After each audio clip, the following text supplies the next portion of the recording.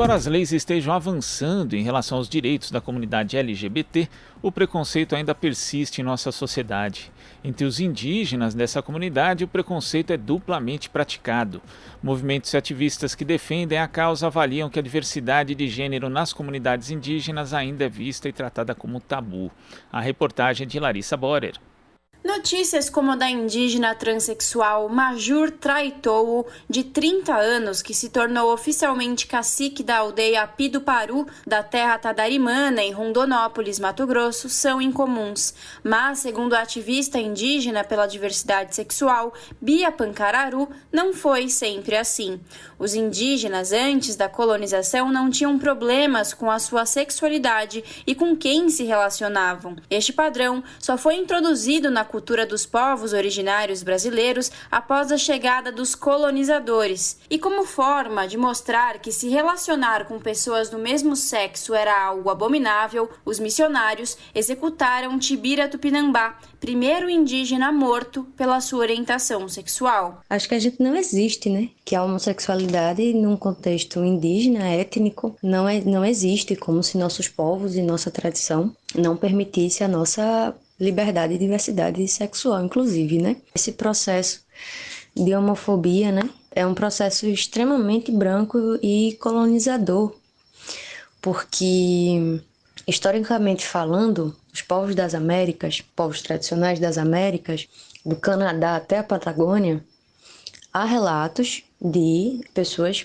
homossexuais, né, dentro dos seus povos, e com a chegada, falando de Brasil, com a chegada dos portugueses e pelo século XVII, numa missão no Maranhão, no povo Tupinambá, lá se viu como era normal a prática, né, como era normal homens com papéis femininos na comunidade e o contrário, mulheres com papéis, né, digamos, masculinos. Isso foi tido como uma aberração pelos missionários.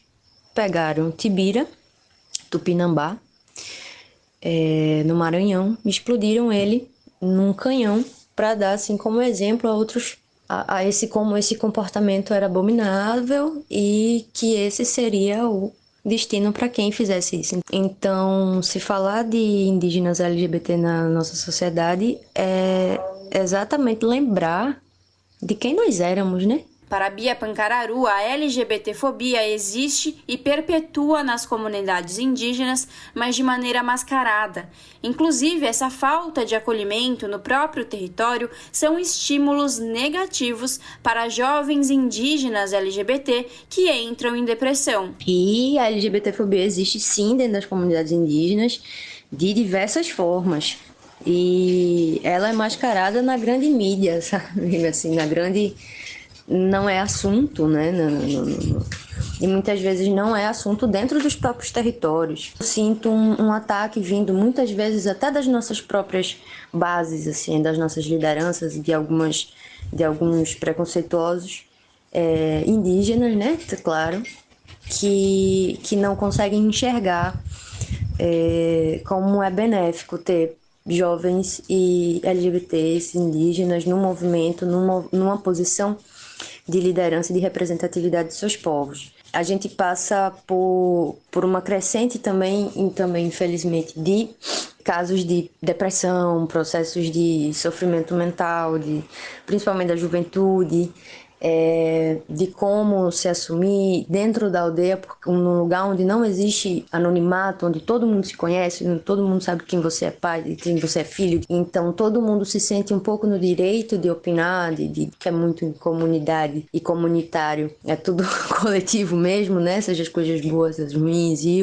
os julgamentos também. Então as pressões, opressões também são muito coletivas também. Similarra, eleita novamente presidente da ABGLT, Associação Brasileira de Lésbicas, Gays, Bissexuais, Travestis, Transsexuais e Intersexos, comenta que a diversidade sexual sempre existiu e vai existir. O que esconde esta pluralidade é o preconceito.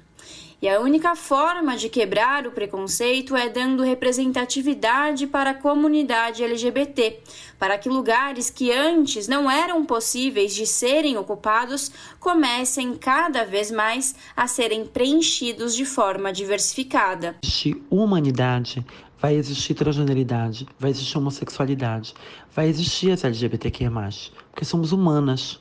Só que o preconceito vem escondendo a gente, vem colocando a gente na invisibilidade.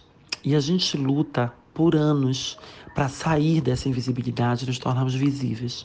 E quando a gente se torna visível e ocupa espaços de poder, isso é ainda mais fantástico, porque a gente chega a lugares que negam para a gente. E ali, convivendo com todo mundo, liderando, participando, né, e construindo juntos, é que a gente diminui o preconceito, é que a gente percebe que tudo isso é natural, é possível de se conviver, e aí a gente vence, né, essas barreiras criadas pelo preconceito. Larissa Borer, Rádio Brasil Atual. Você está ouvindo Jornal Brasil Atual. As notícias que os outros não dão.